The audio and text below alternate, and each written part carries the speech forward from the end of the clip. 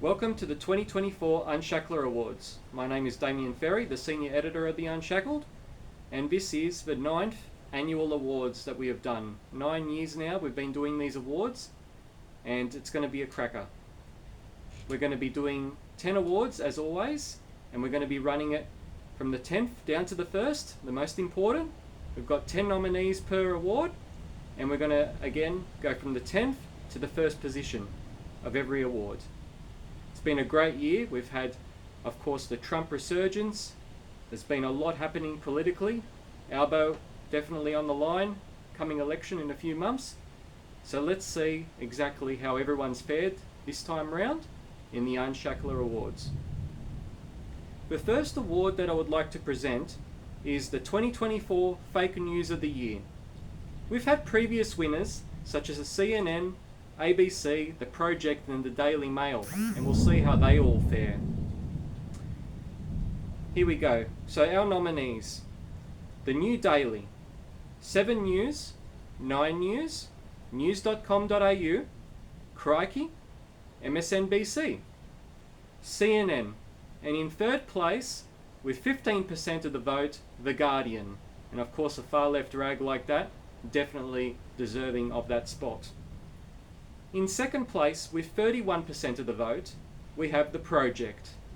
Of course, the TV show that's basically bankrupt, but still getting rolled in to continue with the propaganda. And in first place, no doubt with 38% of the vote, we've got our very own ABC. The ABC, of course, we've got Q&A, we've got Media Watch with Paul Barry, a lot of propaganda going on with the ABC, definitely haters of Australia Day, and definitely right in the midst of the woke agenda. Our next award is the 2024 International Media Personality of the Year. We've had previous winners before, like Milo, PJW. We've had Tucker Carlson, who has won it 5 times in a row. So we'll see how they all fare. We've had nominees such as Theo Von, Alex Jones, Russell Brand, Luke Rutkowski, Stu Peters, Candace Owens, and in third place, with 21% of the vote, Katie Hopkins. Of course, Katie is a very big contributor to the right-wing scene at the moment. And in second place, with 29% of the vote, none other than Joe Rogan. And of course, Joe Rogan, probably the most famous podcaster at the moment on YouTube. And he's obviously had a big hit with the Donald Trump interview that he had and many other interviews with JD Vance, many other figures, Elon Musk even. And of course, in first place with 36% of the vote, Tucker Carlson. Tucker Carlson has now won it 6 times in a row. So there you go. He's been since fired with Fox News. He had a great interview with Putin, and he continues to have an independent leaning, but obviously pushing a much more common sense agenda in the media. Someone that we definitely need, that's for sure.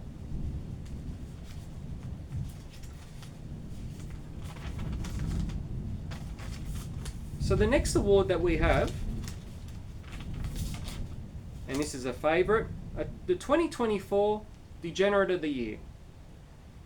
So let's have a look. We've got winners in the past like Vanya, Tom Ballard, Jessica Yevgeniv, Hunter Biden, of course, Anthony Fauci and Joffa Corfei. Let's see how they fared in this list that we've got today.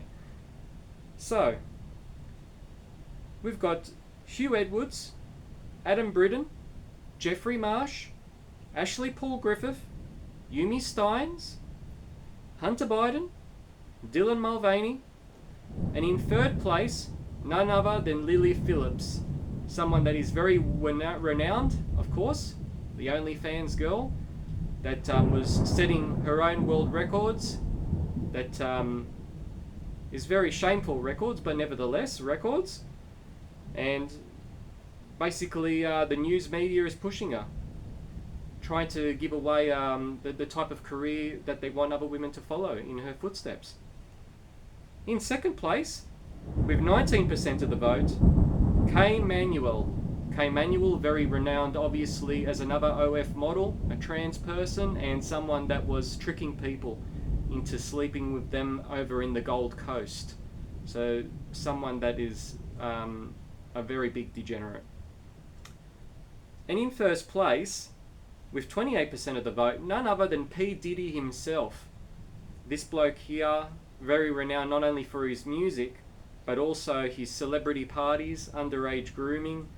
Basically, a lot of the celebrities, such as Bieber and many others, they get into the scene and they have to go through him or someone else higher up to be able to become famous, and that's how it works in those circles, in the industry. So very well deserving of the first place there. Now we have the 2024 Culture Warrior of the Year. Previous winners we've had Sam Hyde, Daisy Cousins, Jacinta Price, Mark Latham and Drew Pavlu, and we'll see how they fare. So these year's nominees: Robbie Catter, Joanna Howe, Gerard Rennick, Warren Mundine, Kira Lee Smith, Steve Christou, Augusto Zimmerman, and in third place with 20% of the vote, Moira Deeming. Of course, Moira had a run-in with John Pizzuto, which no longer is the Victorian Liberal leader, opposition leader. In second place, with 30% of the vote, Mark Latham. Mark Latham, of course, used to be a contender for the Prime Ministership, went to One Nation, and has definitely struck a chord with a lot of people that like to speak their own mind without the censorship. So Mark Latham, definitely someone that is a culture warrior. And in the first place, with 40% of the vote, Jacinta Price. And Jacinta Price, she won it last year as well, and in 2019.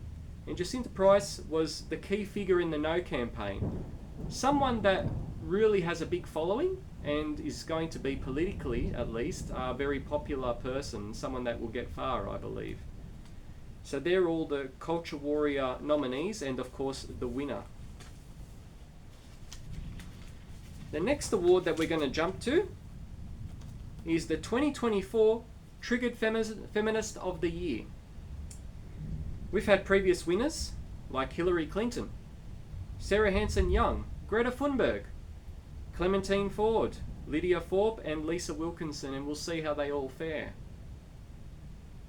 So our nominees: Clementine Ford, Taylor Lorenz, Patricia Karvelas, Sarah Hanson-Young, Kamala Harris, Katie Gallagher, Vanessa Van Badham, and in third place with 11% is Joy Reid. And Joy Reid, of course, is somebody that is renowned as a troll of MSNBC. She has very far left ideals, woke agendas galore, and someone well deserving on that third spot. In second spot, with 17%, none other than Brittany Higgins. And Brittany Higgins, of course, has gone through the court system like nobody other. Definitely wanted to seek revenge, had some regrets, and wanted to take it out on whoever she could. And a lot of people would say that it was a money-making operation, and she definitely made some coin out of it. But ultimately, the sort of person that makes Triggered Feminist of the Year. And in first place with 39% of the vote, Whoopi Goldberg. And this is the first time that she's actually been nominated, and she's won this award. Of course, not only a failed acting career, but someone that is well renowned for The View as a co-host in the TV show. And she's definitely one of the leading left-wing voices over there at the moment in the USA. The next award we're going to go to is the 2024 Cis White Male of the Year. We've had previous winners like Corey Bernardi, Tommy Robinson, Tony Abbott, Craig Kelly, Barclay McGain and Malcolm Roberts, and we'll see how they all fare. So our list that we have this year: Joey Barton, George Christensen, Matt Gates, Matt Canavan, Dana White, JD Vance, and in third place, 17% goes to Elon Musk. And Elon Musk, obviously, whether you love him or hate him, he's definitely made an impact and is a key figure now in the Trump administration. So he's somebody that you'll have to watch out for to see exactly the kind of approach and the kind of direction that the administration takes over in the USA. In second place, with 22% of the vote, Novak Djokovic. Of course, world famous tennis player, someone that doesn't take crap, someone that speaks his mind, and very well deserving of this award. And with 28% of the vote, Malcolm Roberts is number one, and he won it last year, of course, a leading figure in the One Nation Party, someone that drills people in Senate estimates, and is a great figure, a great conservative, great person, great patriot. So now we're going to go on to the International 2024 International Cuck of the Year. We've had previous winners like Justin Trudeau, Richard Di Natale, Prince Harry, Kevin Rudd, and Chris Bowen, and we'll see how they fare. Our nominees for this year: Craig Foster, Tony Burke, Kevin Rudd, Emmanuel Macron, Volodymyr Zelensky, Darcy Moore, Adam Bandt. And in third place, with 14% of the vote, Joe Biden. And Joe Biden, very deserving of that. He just pardoned his whole family, of course, and Fauci, right in the last minute of giving away his presidency to Trump. Someone that is very deserving of that role of Cuck of the Year. He didn't even really lead his government and was being told what to do and what to say. Asleep at the wheel. Number two, in second place, 32% of the vote, we've got Chris Bowen. Chris Bowen was last year's winner.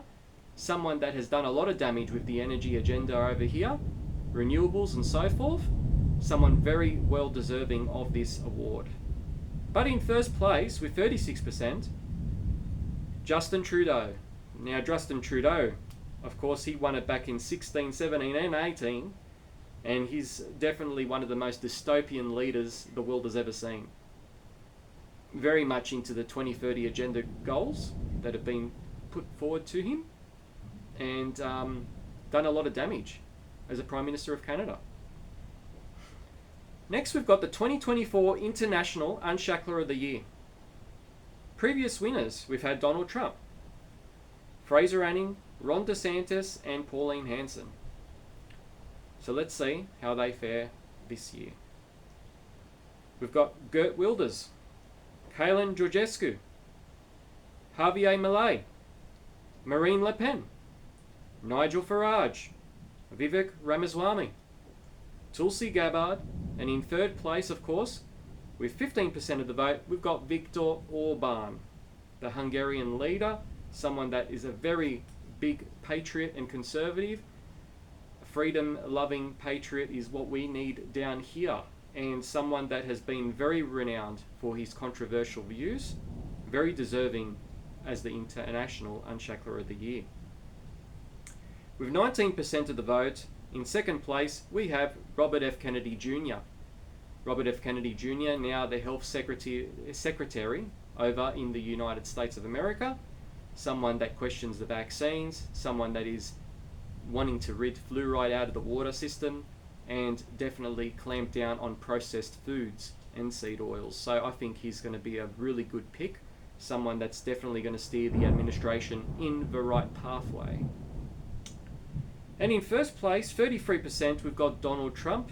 Of course, he's now won it for 6 times over the last 9 years that we've been doing these awards.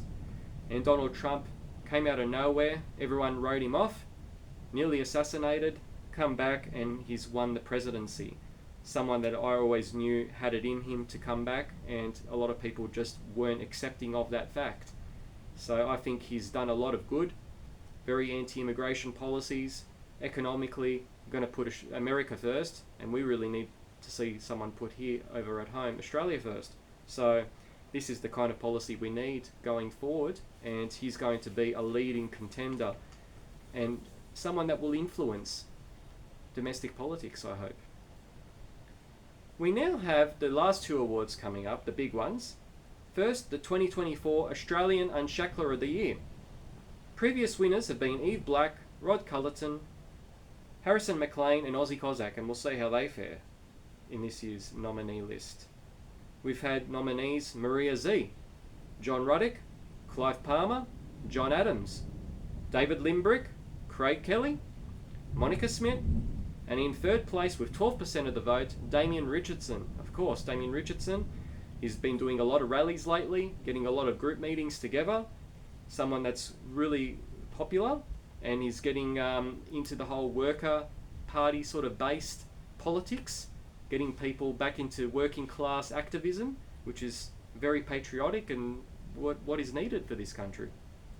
In second place, with 14%, Pauline Hanson. Pauline Hanson needs no introduction. Of course, she's been around forever, for 30 years now. And someone that continues to lead the One Nation Party, a senator, and someone that keeps on doing good work. In first place, though, the Australian Unshackler of the Year, with 35%, goes to Ralph Babbitt.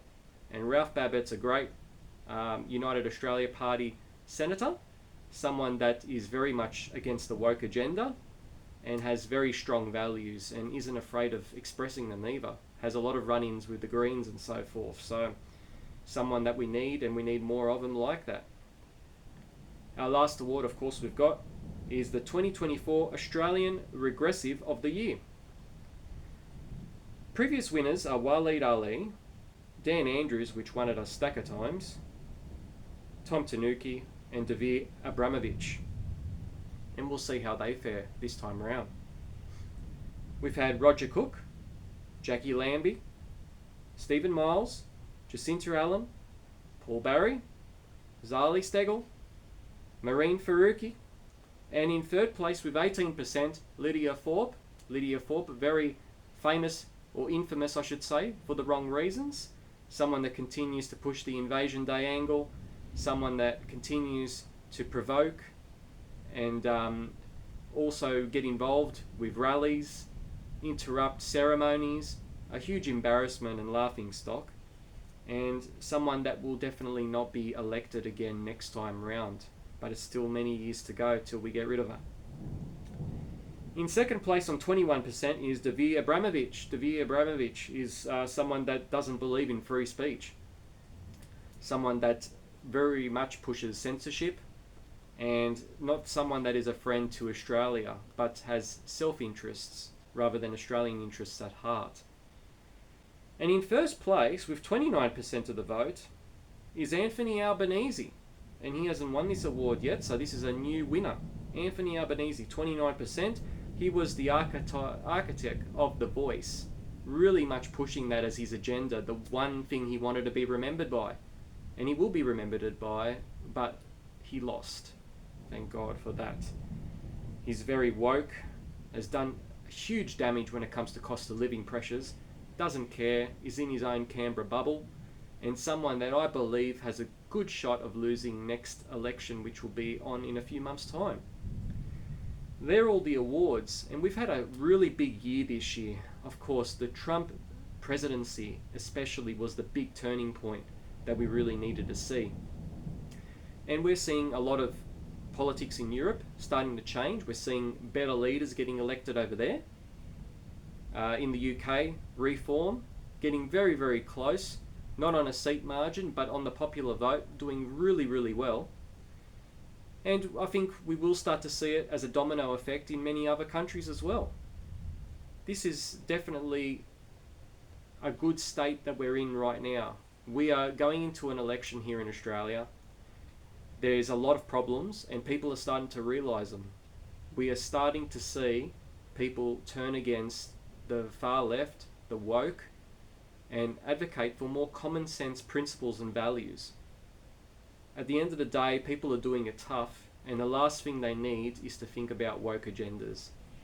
They're worried about how their pocket is going, how they're going to pay the bills, and also put food on the table. So this is the 9th annual Unshackler Awards. Next year is going to be a big year because that's going to be our 10th time that we do the Unshackler Awards. A huge milestone for the Unshackled. And I really hope to see you guys again next year. Make sure that you cast your vote in this year's election and you make a wise choice, because that's going to be another 3 years of either pleasure or pain. So let's make it a good one. Let's make our vote count, And let's look forward to the 10th annual Unshackler Awards coming up in 1 year's time on Australia Day, as it was now, and it will be Australia Day on the 26th next year. I hope everybody enjoyed their Australia Day. Continue fighting the good fight. Make sure you check out the Unshackled website, and make sure also that your voices are heard. Thank you very much for listening, and we'll see you next time.